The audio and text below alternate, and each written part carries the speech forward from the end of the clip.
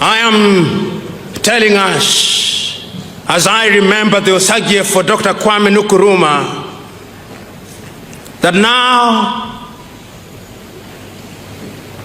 as you turn in your grave, if you had been alive, you'd possibly be 107 years today.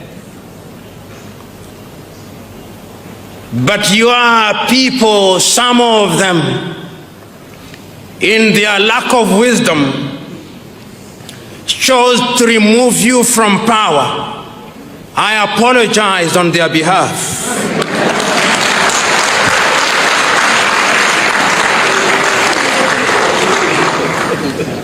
They gave you only a few years to be present in this world. And during those few years that you are present in this world, you shook not only Ghana but Africa so very fundamentally that although your mortal remains were interred, your spirit is alive and well. And it's that spirit that occupies our minds and hearts today as we remind ourselves that the only way in which Africa will realize our potential is through the path of unity. I know as you lie in your grave, great Osagiefo, there is a sense in which, in a manner so completely invisible to us, you are turning uncomfortably and weeping uncontrollably, because your continent is bleeding. It is bleeding in every corner. In our heart, in the Congo, she bleeds. That country that is so rich is yet the poorest nation in Africa. But it does not stop bleeding only in the Congo. It also bleeds in our Horn in Somalia. That country, which could be very rich, is only famous for the wrong things. Men killing men for no reason. But it doesn't stop bleeding there. It is also bleeding in our armpit in Equatorial Guinea, that country that God gave so much oil. That oil was long captured by one family, and they are using it for their benefit to the detriment of their people. And it doesn't stop bleeding there. In Central African Republic and in Libya and in Mauritania and in Mali, your continent is torn asunder. And we who have gathered here today are asking ourselves the fundamental question: what must we do to save Africa? And that is why today, when we are looking at Africa and when we are remembering you on that 24th day of May in Addis Ababa, Ethiopia, we cannot help but remember how animated you are. We cannot help but remember that what you saw 50 years ago is turning out to be as evergreen as when you spoke them. You told us then that our unity was going to be our salvation from other civilization. Today, Africa is said to be rising. But the question we are asking, for whom is Africa rising? Today, the minerals in our belly are being exploited, Osagief. The uranium in Niger is being taken away from France to France. The manganese in Ghana, in your own country, is being taken away. Even the cocoa which you must have consumed as a young man is taken away in the same manner that God made it to be converted into something in Switzerland. Your people have not learned to add value to it. They have an apology for a factory in Takoradi, but it does very little, Osagiefo. In other words, there is a lot to be done. We can hear you telling us that we need to have free movement of goods and services in this continent. I can now inform you that when they met on the 27th day of July in Kigali, Rwanda, they created a passport, but that passport is only known to the president. The people of Africa have no idea what it is. But they have started, so we must believe that going forward, every African will carry what is an African passport, which will allow them to move, as you contemplated, from Dakar in Senegal to Addis Ababa in Ethiopia, from Cape Town in South Africa to Cairo in Egypt, and that they'll be able to move without free let and hindrance. The Osagiefo, we remember you. But we also remind ourselves that when we talk about unity, we are not saying that we should strike down our traditional institutions. We are simply saying that our traditional institution must be integrated in our modern scheme of doing things. And I must tell you that today here we are agreeing with Ali Mazrui that indeed what others think is the Tower of Babel can be a Power of Babel, and that this continent can be united and our diversity would be a cultural and linguistic mosaic which would be our strength and the attraction to other parts of the world. Osagiefo, as I continue to speak to you in your grave, there is the tendency that I may speak until the cows come home, but what is the wisdom in doing that? You are so clear in 1963, that is your clarity that we must use to remind ourselves that Africa can rise. But as I posed a little early, for whom is it rising? Is it rising for the Indians? Is it rising for the Lebanese? Is it rising for the Chinese? Is it rising for the Americans? Or is it rising for the whole world, with Africa as the bearers of the weight for our benefit? We want to live in a continent where we are respected, but we know that it's only through unity, and we believe that the academics will carry their weight so that our education has its value. Those of us who are trained in the sciences will no longer allow their knowledge to sit in libraries, but that knowledge will be utilized by the political class for the sake of the transformation of the lives of the people. We hope that our unity will create an environment where our young men and women will not be humiliated at the embassies of Australia, Canada, the United States of America, and little European countries, that they may acquire their passports as a way of escaping from Africa, which provides no opportunity and no hope for our young men and women. We can do it, we must do it, because if we don't do it, we ourselves will be done. So Africa must rise, because if Africa does not rise, Africa will perish. In memory of the Osagiefo, Dr. Kwame Nkrumah, the first president of the Republic of Ghana and the most renowned Pan-Africanist. It is not lost on me that Ghana is celebrating this day in his honor and memory, and it's not lost on me that the great Kwame Nkrumah has now been fully rehabilitated in the life of Ghanaians and in the life and minds of Africans. Writing about Pan-Africanism, Kenya's renowned scholar Ali Mazrui says that when one thinks about the unity of Africa and the Pan-African movement, several names come to mind. Names such as South Africa's Nelson Rolihlahla Mandela and Tanzania's Julius Kambarage Nyerere. But no name is greater than that of Ghana's Osagiefo, Dr. Kwame Nkrumah. Indeed, we will remember that a few years ago, at the turn of the century, Africans both in the continent and outside of it were asked to vote for the greatest African who ever lived. And unanimously they said that it was Osagie for Dr. Kwame Nkrumah. It is therefore right and fitting to be invited to speak in memory of a man such as that.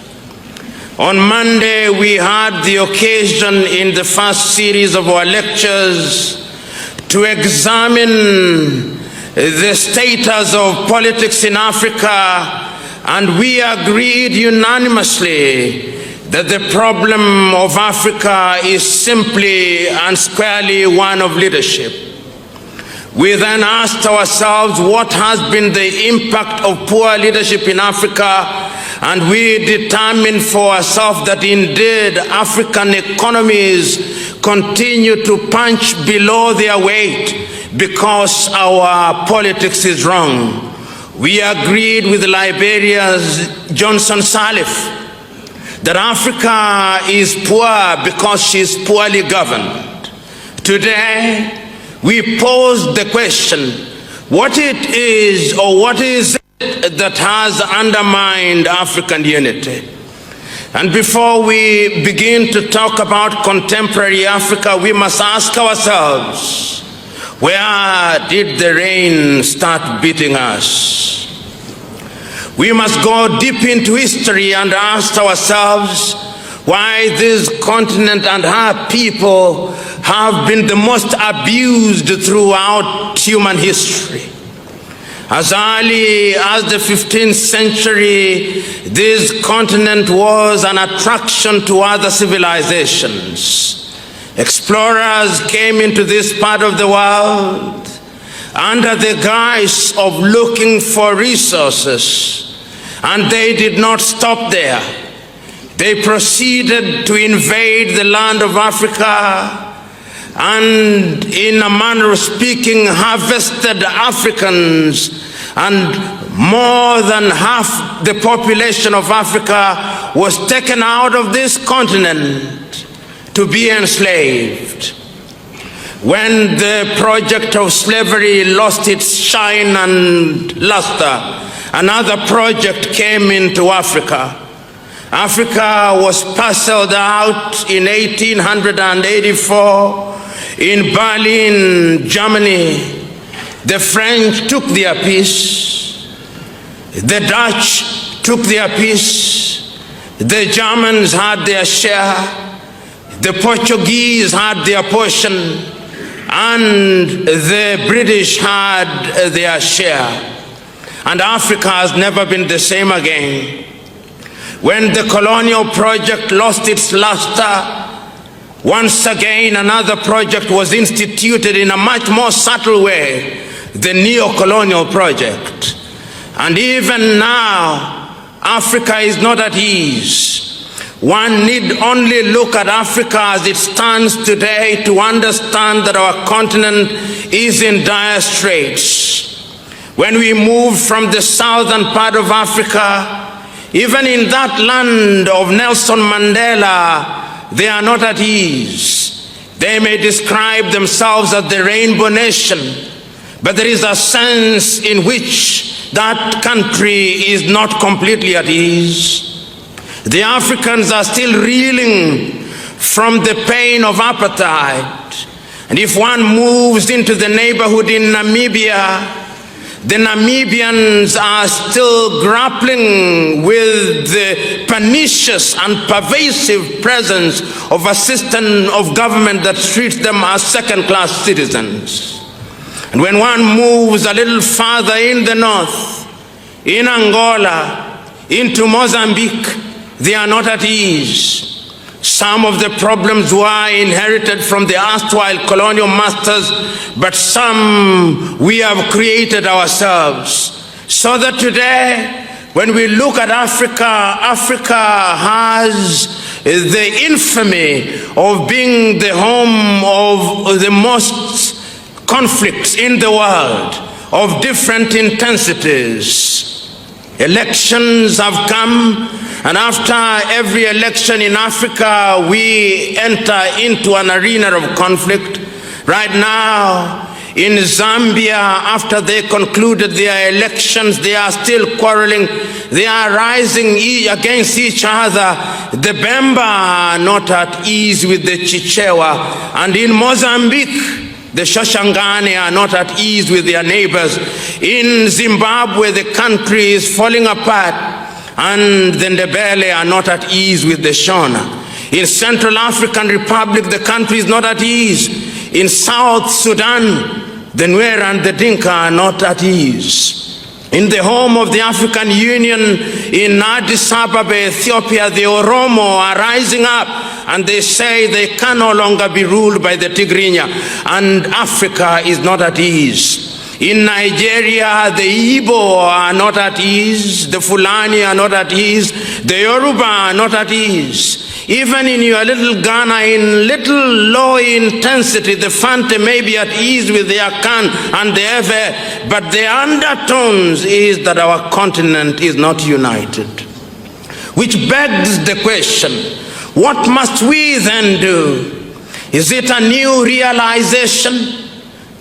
We are gathered here today in honor of a man who could see these things ahead of his time.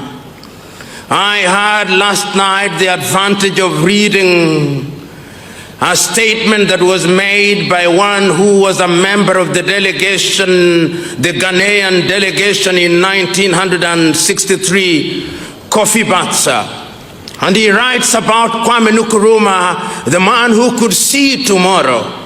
And he remembers so very distinctly on the 24th day of May 1963, when the Osagie for Kwame Nkrumah was given the opportunity to speak to his fellow African leaders in an animated fashion. Kofi Bassa remembers he abandoned his written script and pointed at all the African leaders who are there. Much more prominently, he remembers he pointed at Ethiopia's Haile Selassie and told him, "You, Haile Selassie, we will not be there if we do not unite." And once he had finished with Haile Selassie, he turned over to Nigeria's Abubakar Tafawa Balewa and he told him, "If we do not unite, even you will not be there." And he did not stop there. He turned to Fulba Maga of Dahomey, now the Benin, and told him, "If we do not unite, you will not be there, and I will not be there." And as if he were a prophet, so soon thereafter, they had all been overthrown, including the Osagie for himself. Unity, or is it disunity, is Africa's Achilles heel. Let us understand the Africa that we are talking about. It is an Africa that today is divided into 54 odd countries.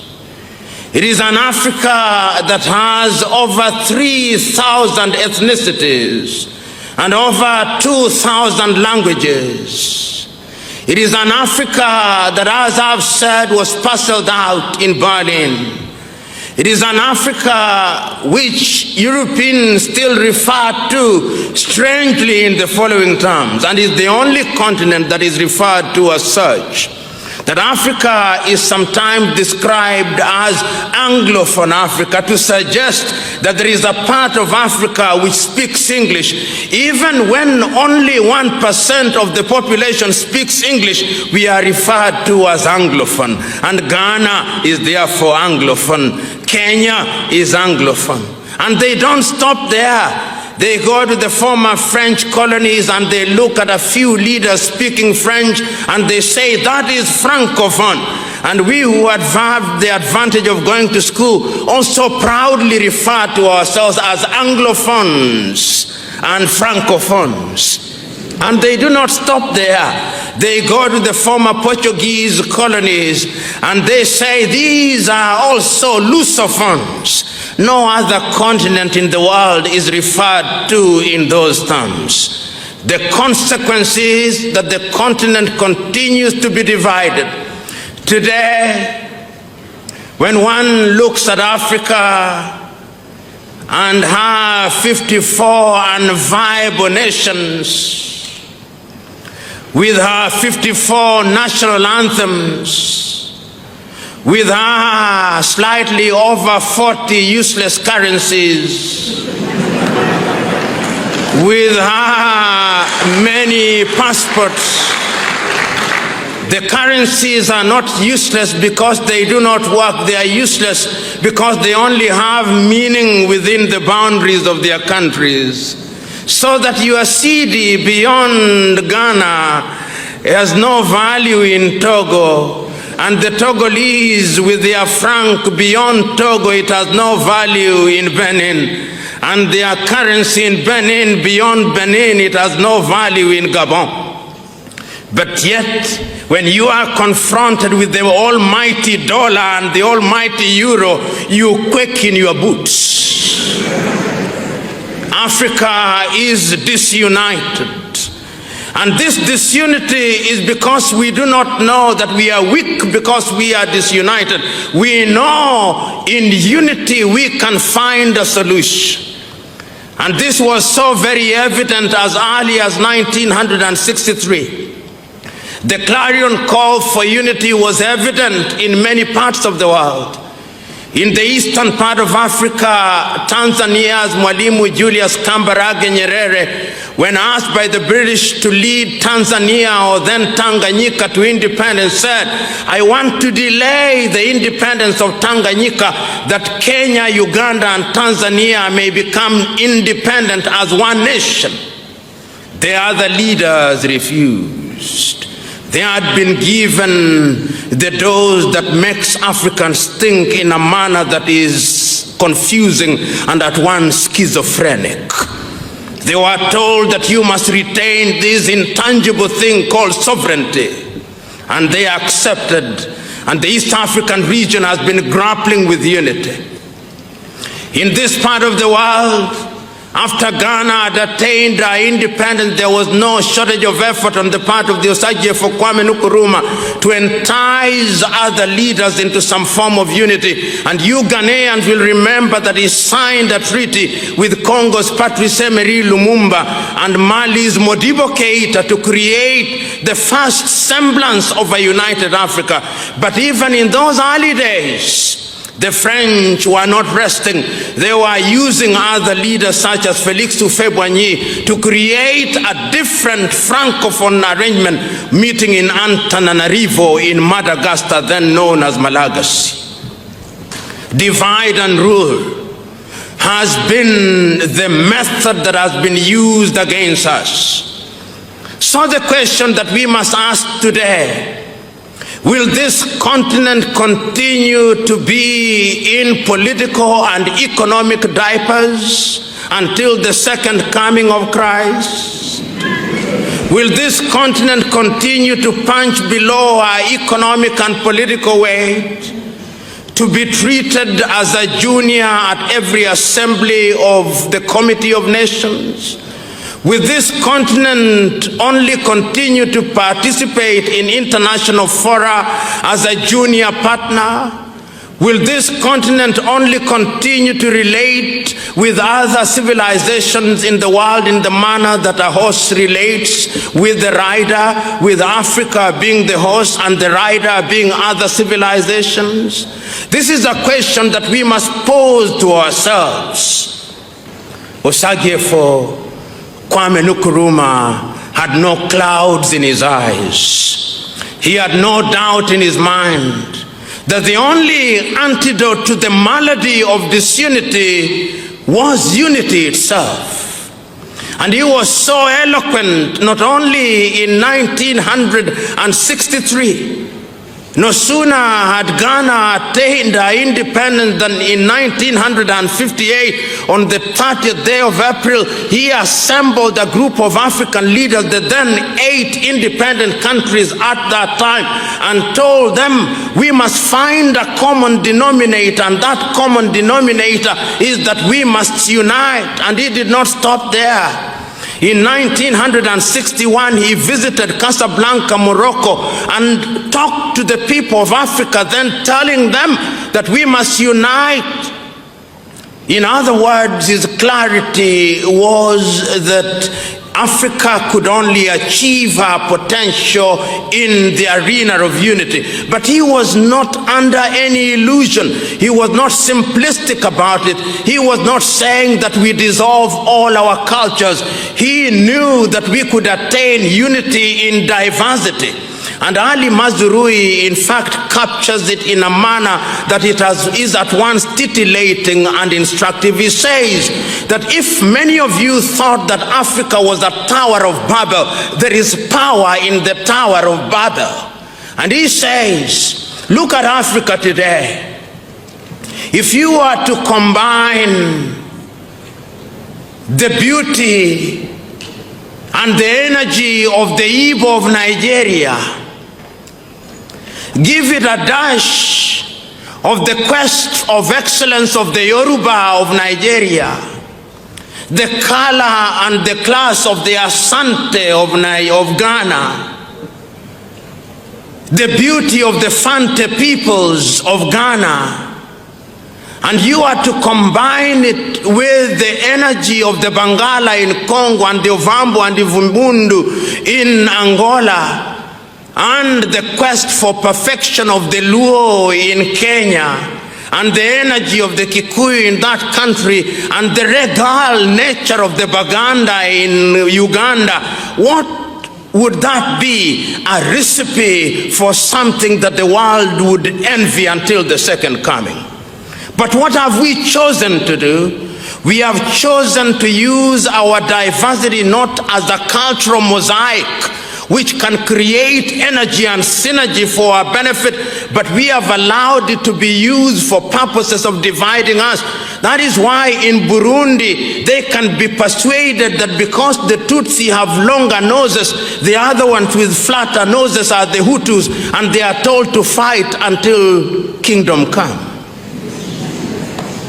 It can be done differently, and it must be done differently. Today, when I want to travel to many African countries, Ghana excluded because you now accommodate everybody, and it's fitting that Ghana should have led this process. If you want to travel to many African countries, you are confronted with the immigration, complete with yellow fever certificates. Soon they are going to ask us to have Ebola-free certificates and all manner of maladies. Movement in Africa is difficult. If you want to move to Liberia from here, notwithstanding that we are within the ECOWAS, you'll meet many immigration officers and many papers you'll have to fill. If you are traveling to Angola, it's easier to travel to Europe than to travel to Angola or even to the Gambia. Africa is as divided as it was at the beginning of the struggle for independence, despite the fact the Organization of African Unity was created to unify us, and despite the fact that we changed our name in the year 2002 to African Union, despite the fact that we have many African institutions, despite the fact that we have ECOWAS and SADC and the Sahelian and other regional organizations, we are in a state of disunity. The question is, can we solve the problem? The answer is, we must solve the problem, and the decision to solve the problem rests with us. And you know, when I take time, and I took time to look at the 32 speeches that were delivered in Addis Ababa, Ethiopia on the 24th and 25th days of May 1963. There were 32 leaders speaking at that time. And I look at the speeches that were made in the year 2013. There is a sense in which when you listen to the leaders of 1963, they were in a class of their own. What they could see sleeping Our leaders today cannot see when they are wide awake.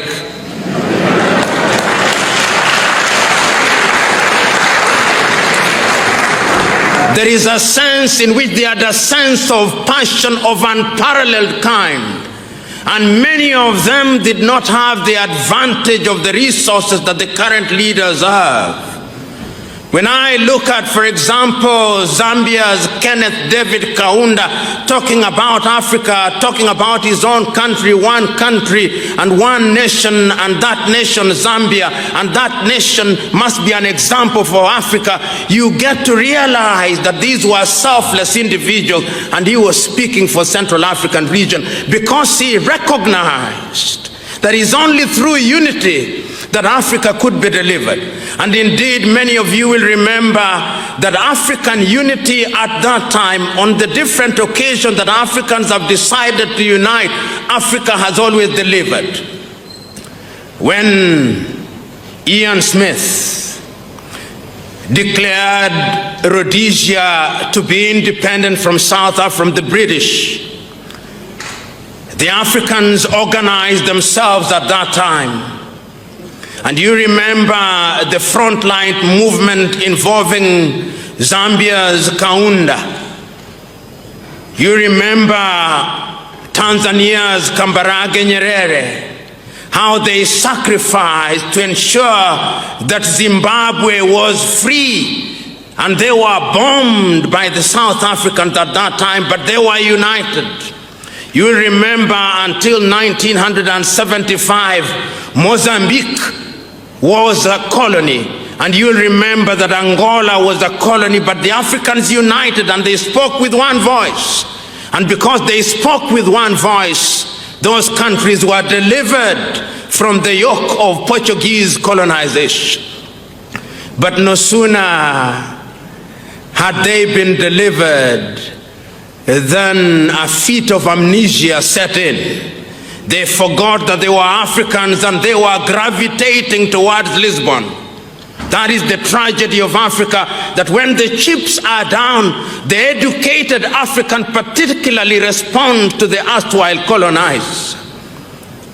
Typically, Africans who are educated, and I've said this before and I repeat it, those of us whose countries were colonized by the British, your greatest pride and your greatest ambition is when you have a flat in England.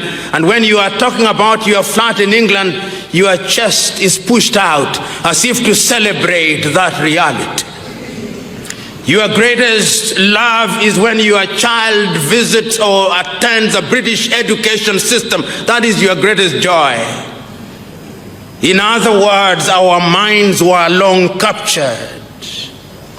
I said that because of our disunity, when you speak to the former French colonies, when you talk about unity, and I remember one day the president of Senegal was away out of his country, and there was a problem in his country, in Dakar, Senegal. They did not have water for 1 week, and he appealed to dear France to come and fix the water. They did not appeal to Ghana or Nigeria. No, it must be France. It must be Paris. And the Portuguese, in their default mode, they'll not appeal to South Africa. What they'll do is to appeal to Lisbon. That is how we have been tutored, and is a byproduct of our disunity. Kwame Nkrumah was able to see this. And I want us to examine what he said in 1963. He said, among other things, if we do not come out of this conference a united front, then I can assure you that we will be recolonized again. And this time round, the recolonization, which will be of a much more subtle and a much more pernicious kind. Many of you may think that the neo-colonial project is dead, and as dead as dodo. I want to remind you that the neo-colonial project is alive and well. The only difference now is that the players are different. You know, as I talk about African unity, China refuses to get out of my mind. And I hope I'm wrong. But the Chinese know that we are disunited. And they know that in our disunited state we can be manipulated. And they are in the process of manipulating us. So today, there is not a single African country in which the Chinese have not built a stadium. They think we love stadia. There is not a single African country in which they are not building some roads. The Chinese are capable of delivering 3 types of qualities of the things they do. Quality number 1, they take to the United States of America and Europe. Quality number 2, they take to their fellow Asian countries, including India. Quality number 3, which is at the very bottom, they dump in Africa, and the Africans consume them gleefully.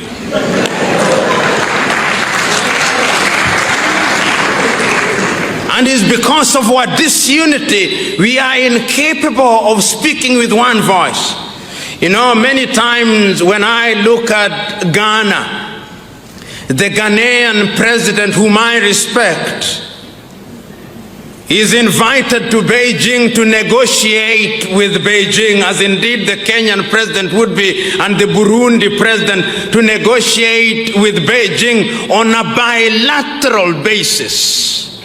And when they invite African leaders, they humor them, complete with guards of honor and 21 gun salutes, so that they think that they are equal. But the Ghanaian economy's GDP is possibly 1/3 of the GDP of the city of Beijing. The Burundian economy is only $2 billion United States dollars, which is the same amount that an American professional boxer earns in 1 year. The economy of Benin is smaller than Coca-Cola's advertising budget for 1 year. In other words, African economies are Mickey Mouse economies which cannot compete.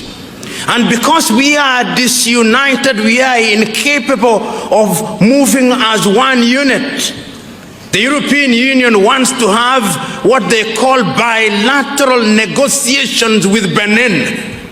The European Union's combined economy, perhaps the largest market in the world today, is something in the neighborhood of 14 trillion United States dollars if you combine the European Union economy, and you have bilateral negotiations with Benin.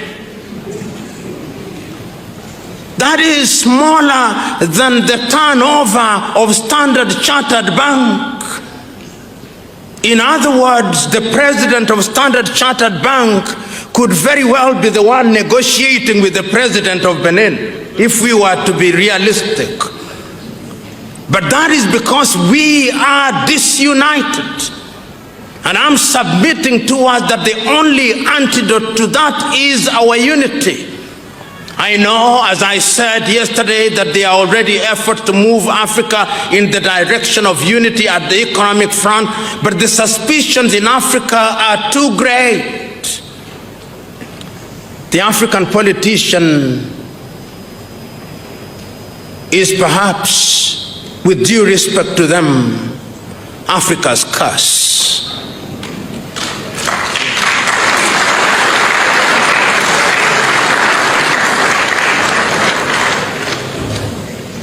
The day the African politician realizes that the occupation of political office and political space is one of servant leadership, that is the day Africa will begin to move in the right direction. The day the African politician realizes that the occupation of public space and public office is an honor and a privilege, that is the day Africa begins to move in the right direction. The day the African politician recognizes that the occupation of office is not one for the privatization of public wealth, that is the day Africa will begin to move in the right direction. The day the African politician recognizes that they do not have the monopoly of wisdom, that is the day that Africa will begin to move in the right direction. The day the African politician realizes that longevity in office is not the solution to African problems, that is the day Africa begins to realize the potential. The day that the African politician begins to remember that the electoral vote is a charge for them to deliver on health, on agriculture and education, that is the day Africa will begin to know her place in the world. The day the African politician is liberated from the chains of greed, that is the day that Africa will realize the potential. And I say all that because it is not lost on me that one of the reasons why Africa cannot unite is because we have become so used as politicians in Africa to our little countries where we are treated like demigods. And because we too, we who are the led, we have treated our leaders as demigods for too long, and they now are conditioned to believe that they are gods. You know, respecting leaders is a good thing because that is what is right. Once you have given people the privilege to serve you, you give them respect. But respect must be earned. Many times in my own country, in Kenya, I see the individuals, some of the individuals that we elect into public office, some are fine, but some are not. In fact, most are not. And in my rural village, they elect some semi-illiterate individual who everybody knows is semi-illiterate and everybody knows he is not wise. But the day after his election, when he attends a forum such as this, those who invite him to speak will say, let so and so whom we elected yesterday share his wisdom with us. And I want to assure you that there is no magic in the ballot box. If you are a dunderhead, the mere fact that you have been elected does not convert you into anything. You just remain an elected dunderhead.